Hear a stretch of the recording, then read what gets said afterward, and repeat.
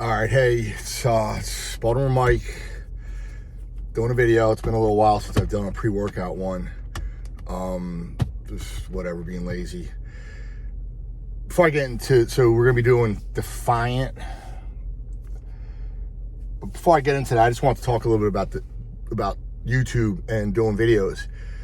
So I've done like 3 or 4 pre-workout videos, which like I like supplements and pre-workouts, and I did a couple ones with my like daughter and like school stuff. But where I'm going with this is that I'm starting to get a little traction.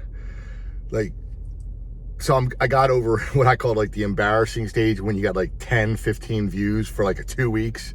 Now like the one video is up to like 148 views. I guess it would have to do with like the algorithm. As you do, if you make more content and people, it just starts picking up. You know, if I can get up into like the 250 view area, well, like really, I guess 250 subscribers. So I don't have many subscribers. I would like for people to subscribe and put comments, because that helps the algorithm. Yeah, so there's a guy, like, so one of my goals would be like when they send you like a free pre-workout to try. I mean, you know, a lot of these guys will say that, yeah, they just sent this over from, you know, so-and-so fitness or supplements and whatever. The one guy says he gets them off like, and this I won't even talk about the channel because I think it's bad, like it's bad reviews. But he got a little, you know, he's got traction. I mean, there's definitely a market out here, because as I've said, even though I still go to my favorite people like TJ, Fitness Deal News, and the Review Brothers, and a couple of the other guys, to see whether I like it. Everyone, it's gonna hit a little different. So I like to see reviews, multiple reviews from anyone, just to say, hey, how do you feel about it? And then I have people who really break down the actual ingredients that I trust more than others, because then you're really starting to get into like bro science. But so anyway, that's the side note on the channel stuff. My daughter's college stuff gets way more views, and that might have helped me get views on the pre-workout stuff. I guess eventually I would break them into like folders or what, playlists, I guess. I don't even know how you, I'm still struggling with the technology side of this. All right, so into this, it's Defiant. There's a Defiant Unleash, which has Alpha Yo. I avoid Alpha Yo.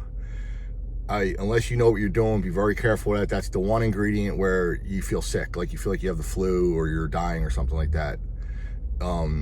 Hits everyone differently. So this is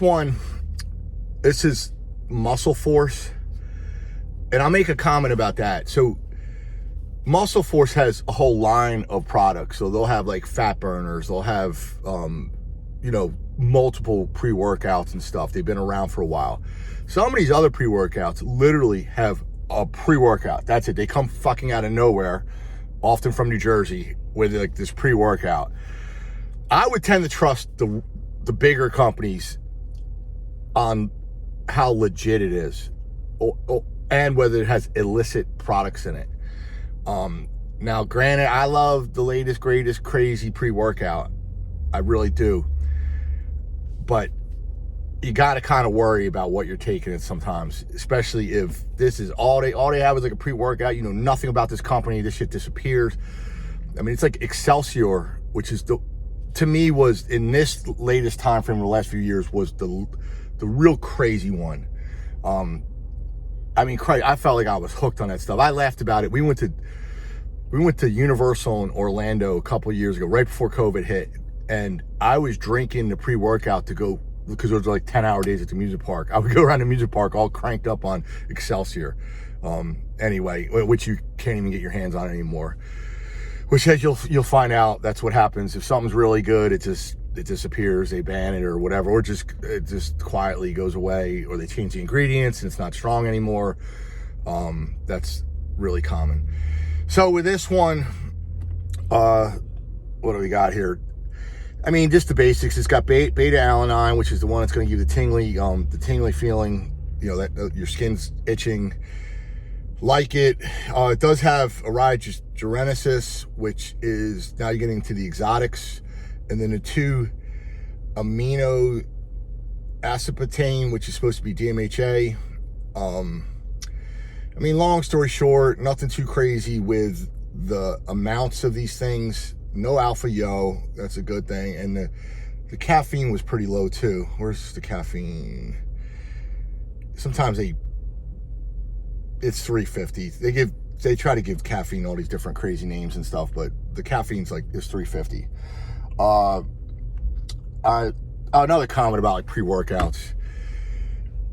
You get, to me, there's a million of them. You have 90% of them that fall in the middle.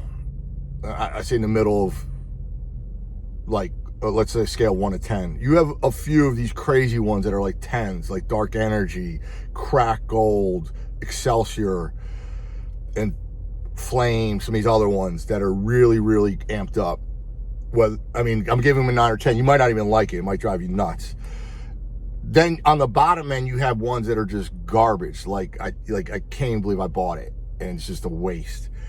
They're pretty rare too. Most of them fall somewhere in the middle, especially if you've watched reviews from people you like. They're not going to just give a good review to some garbage product, in general.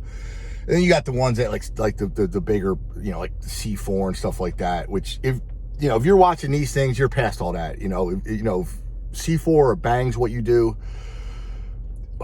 that's on the lowest end of the pre-workout situation. Like, couple more things I want to say before. So I'm drinking this right now, so I'm gonna start like talking and forgetting and stuff and getting.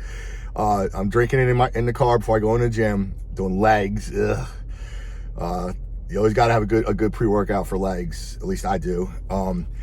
This is what I was going to say was, if you take stuff on a relatively empty stomach, what a different feeling. And I've gone bad with that sometimes. Sometimes I don't eat enough. I wake up, I try to, as a pre-workout meal, have oatmeal, or I know some people are probably totally against carbs, but I like to have like the real oatmeal, the stuff you actually got to cook. Oatmeal. I do have some things like quirks, like peanut butter and jelly. I don't know. There's a little protein in the peanut butter. It's not the best for cutting or whatever, but I like a peanut butter and jelly sandwich, like a bigger one. But you got to be really careful about drinking serious high stem drinks on an empty stomach. I think that's where I've gone wrong with some of these, where I just get like almost like it just hits me too hard, makes me too sick. On the other side of that, you don't want to eat too much. Like, I wouldn't eat like some elaborate breakfast. Well, I'm saying a breakfast for me, because, or whatever. My meal, pre-workout meal, would not be something too big, because it's gonna bloat you, and then it's gonna affect how the stuff hits and stuff like that. So I did want to say that. And then a rounded scoop. I did tend to do a rounded scoop of everything. I really do. Like, why not? Why not round it? It just seems to be like the way to go. I know that comes up. I mean, a lot of these dudes that break these down, they get really into the serving size. I'll make a comment about that. I don't even care about how many servings are in there, because I end up having 5 or 6 of these things open at one time. And then I often end up throwing shit out. I love to move on to the next one. So as I'm reviewing this right now, and I have a pretty much full tub, I've taken like twice. They just came out with gulag. I saw a review for it. I'm going to order it as soon as I get home. So I'll have that coming in a few days, and then I'll forget about this for a while. You do want a rotation, because if it's a super high stim one, you should not take it every day. Some of the guys complained about depression and stuff. I do think it can cause some weird, crazy mood swings. These things, when you get a really high euphoric one, like an Excelsior, you're high for like 10 hours.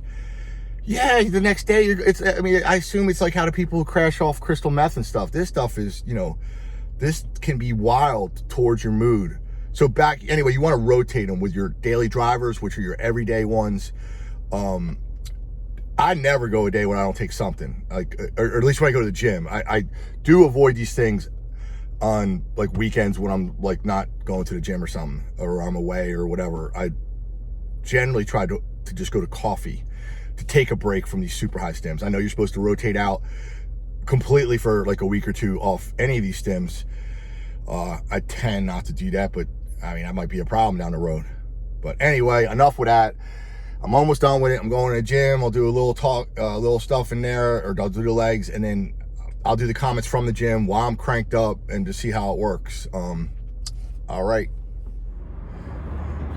So just finished up doing legs and calves.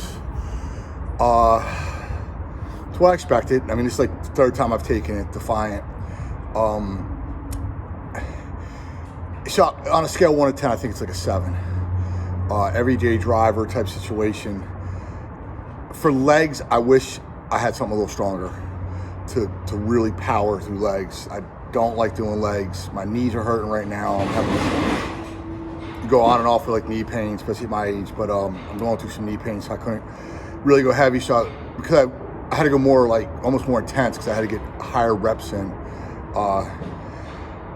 You know, it was good. I mean, I ended up, I just went to a heavier metal to try to boost it and with the pre-workout and stuff. So it's going to be one of those pre-workouts I take on days when I'm trying to get away from the super high stim ones to do what we call the daily driver. So probably won't buy it again. I mean, it's solid. It's a good one to have. You can't always have these crazy, you know, from Poland and some of these really wild ones. You just can't do them all the time. On a side note, I ran into one of my buddies here, and we were talking about like YouTube and stuff. Playing around with it, I realized that some of my comments were turned off. That was not on purpose. I want comments. I got nothing but time. I'm retired. Comments, just, you know, legitimate comments. I'll certainly respond. So, you know, try to give me some comments, some, you know, feedback, and like it, subscribe if you can. Move on to the next one. I'm going to order Gulag when I get home. That should be a super high stim one, and we'll see how it goes. All right, cool.